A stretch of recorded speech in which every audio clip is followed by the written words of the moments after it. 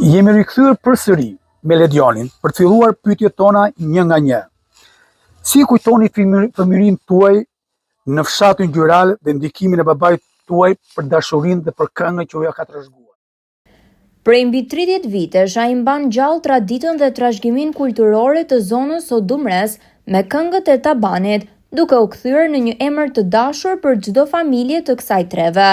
Ledian Raboja vjen nga një familje muzikantësh dhe që në moshën 15 vjeçare, jeta e tij u shënua nga nota muzikore e shpirtit popullor. I rritur mes këngës, ai nuk u shkëput kurrë nga muzika, duke qenë pjesëmarrës në shumë aktivitete artistike brenda dhe jashtë vendit. Për banorët e Dumres, ai është zëri i traditës që nuk shuhet, nona e dasmave dhe gëzime familjare. Në këtë rrëfim të sinqert përballë gazetarit Ndriçim Gjoshi, Lediani ndalet në kujtime, fillimet e vështira, dashurinë për vendlindjen dhe forcën që gjen në këngën popullore. Jeta e tij artistike bardezi, por me zë që ngjyros çdo tingull. Mos e humbisni këtë të shtunë, ora 21, në ekranin e televizionit Apollon. Personazhe në fokus, aty ku zërat e vendit bëhen histori. Ka qenë